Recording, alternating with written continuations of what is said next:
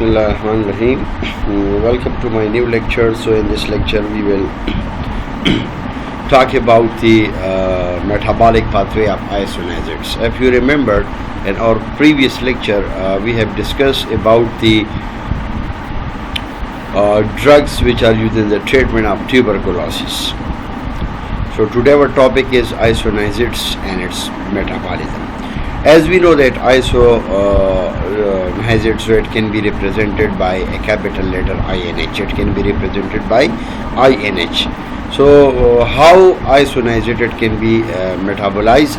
So the rate of isonazid acetylation, it shows genetic variations. There are either fast acetylator and the second one is slow acetylators. So on the basis of genetic variation, so look at here, that is found fast acetylator is almost, that is 30 to 40% of the individual. The half-life of the isonazid is 1 hour, especially in fast acetylator. Because this condition is occur especially during genetic variation, while in case of slow acetylator, that is 60 to 70%, that is found in 60 to 70% of the individual. So the half-life of isonazid in this case in slow acetylator, that is 3 hours, while in case of fast acetylator, that is 30 to 40 hours. Isonazid induced peripheral neuropathy is more common in slow acetylators.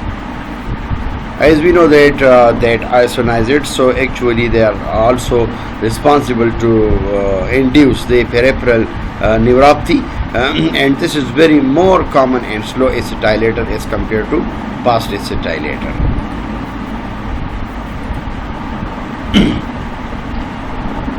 Now there are some ADR, adverse drug reaction or adverse effects, which are reported after administration of isonazid.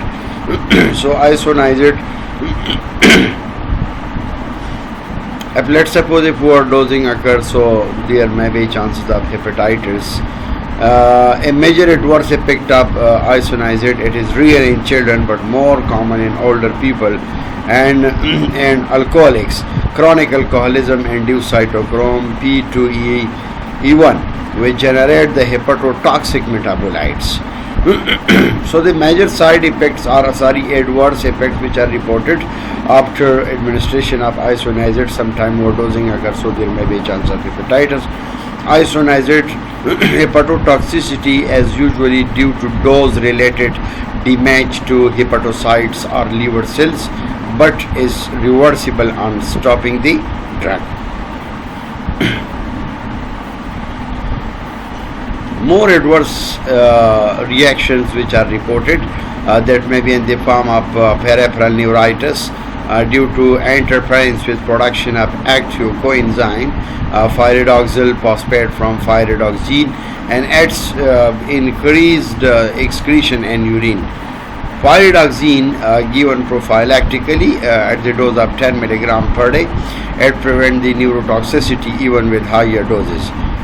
Prophylactic pyridoxine must be given to diabetics, chronic alcoholics, malnourished pregnant, lactating and HIV infected patient, but routine used and not mandatory.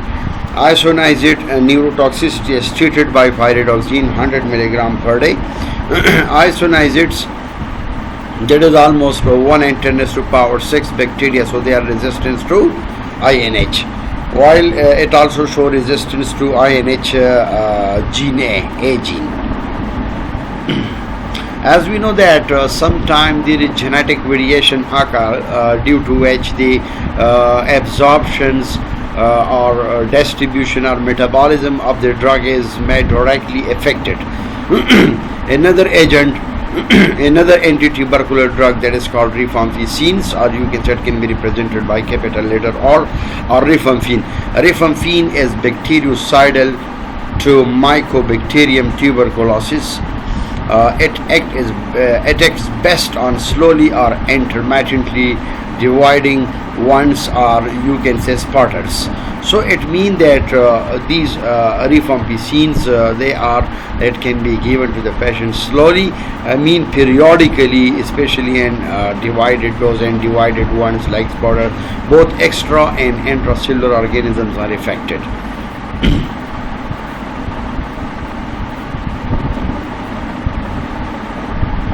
It can kill organisms that are poorly accessible to many other drugs, such as intracellular organisms and those confiscated or seized in abscess and lung cavities. So it means it can kill the organisms that are poorly accessible to many other drugs, such as intracellular organisms and those which are seized in the abscess, especially in the abscess and lung cavities.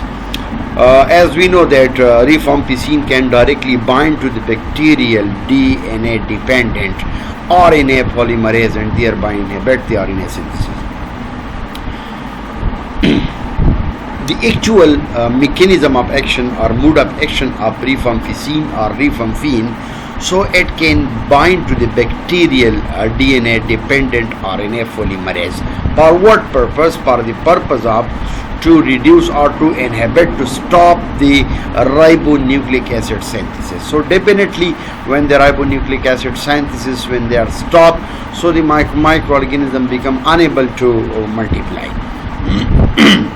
Rifampin, now come toward the pharmacokinetic of the rifampin. So according to the pharmacokinetic of rifampin, that how this drug is absorbed, metabolized, and then how drug they are distributed throughout the body, and then its excretion phenomenon. As we know that it is well absorbed orally, its bioavailability is 70%, but food decrease its absorption. Rifampin is to be taken in empty stomach. It is widely distributed in the body, and it can penetrate intracellularly, enter tubercular cavities and causes mosses and placenta. As we know that sometimes there is a necrosis, so in this case rifampin, it is widely distributed in the body, and then it can penetrate the intracellular, enter in the tubercular cavities, and there may be chances of caseous mosses and you can say placenta. Drug interaction of rifampicin. So rifampin as a microsomal enzyme inducer. Should we remember, this is microsomal enzyme inducer. Inshallah, my next lecture will be on microsomal enzyme inducer agents. The next one is dose titration is necessary when rifampin is taken along with oral contraceptive pills, through which we can avoid pregnancy and antiretroviral drugs. Now there are some ADR, adverse drug reaction, which are reported after recommendation of rifampin. So there may be chances of cholecystic jaundice and occasionally hepatitis. Cutaneous syndrome may be occurred, flushing, pruritus, rashes, especially on patient's scalp, redness and watering of eye. These are the common adverse reactions which are reported after the administration of these agents. Another one is flu syndrome. So flu syndrome is related with chills, fever, headache, malaise, body discomfort and bone pain. So these are the ADRs which are reported by the rifampicin if overdosing of rifampicin occurs. So these type of conditions you will face. Another one is abdominal syndrome. So in abdominal syndrome, look at here, nausea may be occurred, vomiting, abdominal cramps with or without diarrhea. Urine and secretion may become orange red, but this is harmless. Rifampicin or rifampin, that is 1 in 10 to 7%, 10 raised to power 7 bacilli, they are resistant to rifampicins. While the mechanism of resistance is this rifampicins, actually they are directly resistant to gene B. So there are almost 1 to 10 raised to power 7 bacilli, so they are resistance to the rifampin. Another agent that is called pyrazinamide, which can be represented by a capital letter Z. Pyrazinamide is chemically similar to the isoniazid, so it is just like it shows its chemical characteristics are feature just like isoniazid. So it is weakly tuberculocidal, and this pyrazinamide is more active in acidic medium, while it is more lethal to intracellularly locate bacilli and those at the site showing an inflammatory response. For example, if the pH is acidic at both these locations, the exact mechanism of action of the pyrazinamide is or mode of action. So it may directly it can inhibit the mycolic acid production or synthesis, cell wall synthesis inhibition. So it means that this drug is trying to inhibit the mycolic acid production, and this mycolic acid production that is harmful, especially in case of tuberculosis. So after administration of this drug, it will block the mycolic acid synthesis, which is also known as cell wall synthesis inhibitor. Pyrazinamide, according to the pharmacokinetics of pyrazinamide is absorbed orally. It is widely distributed and it has good penetration in cerebrospinal fluid, because of which is highly useful in meningeal tuberculosis. As we know that pharmacokinetic, it is the tendency, it is the capability to penetrate in the cerebrospinal fluid, and because of its it is very useful, especially that's why it is used in the treatment of for example, a patient having meningeal tuberculosis or TB of brain. So especially, and that's why it can cross the cerebral CSF.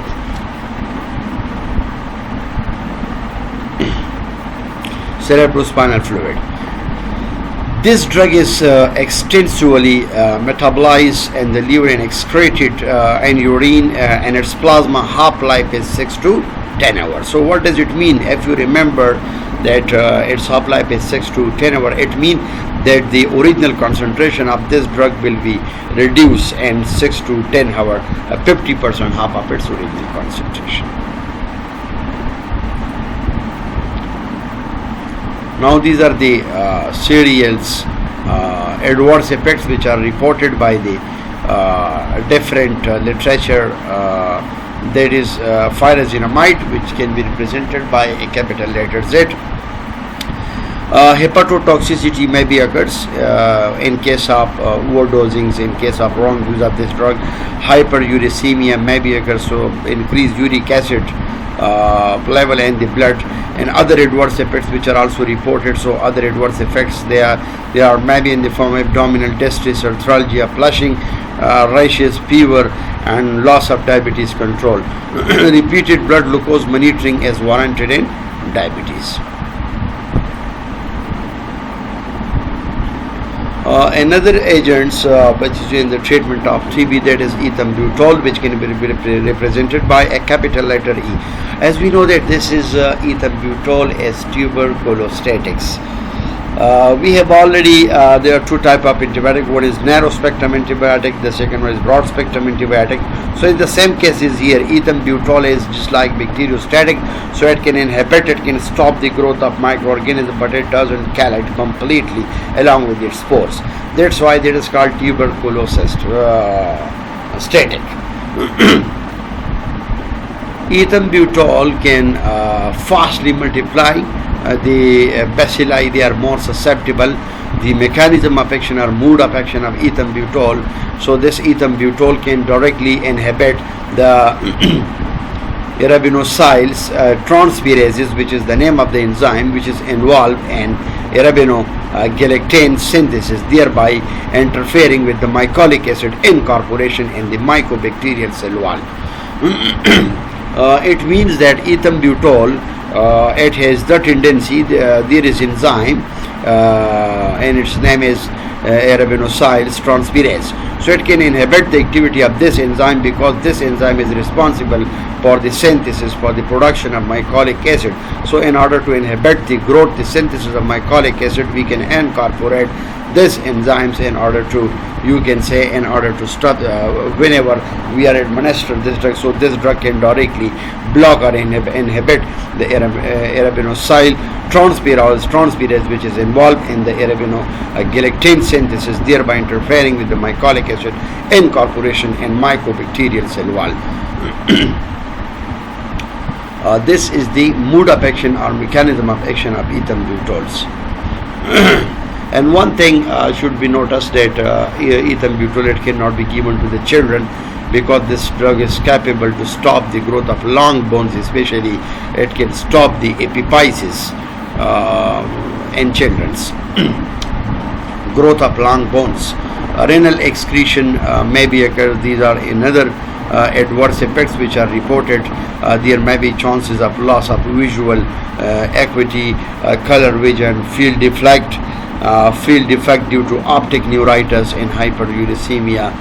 These are also the major adverse effects which are reported here.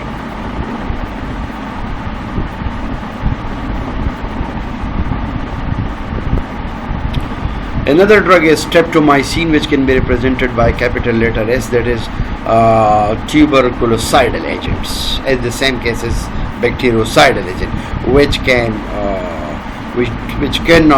doesn't only inhibit the growth of milk, but it can kill the wide range of microorganisms along with their spores. It acts only on the extracellular bacilli because of poor penetration into the cells. It can penetrate the tubercular cavities but doesn't cross the cerebrospinal fluid and has poor action in the acidic medium. There are some demerits of streptomycins. There is need for IM injection. If this drug can be available in the form of injections, so there is need for IM injection and lower margin of safety. That's why these are the disadvantages. Ototoxicity and nephrotoxicity, they are also reported by different type of literatures, as we have already discussed in aminoglycosides. Streptomycin is used only as an alternative to or in addition to the first line anti-tubercular drug. Use as restricted to a maximum of 2 months, and it is thus also labeled as a supplemental first line drug. Inshallah, in my next lecture I will explain the second line therapy of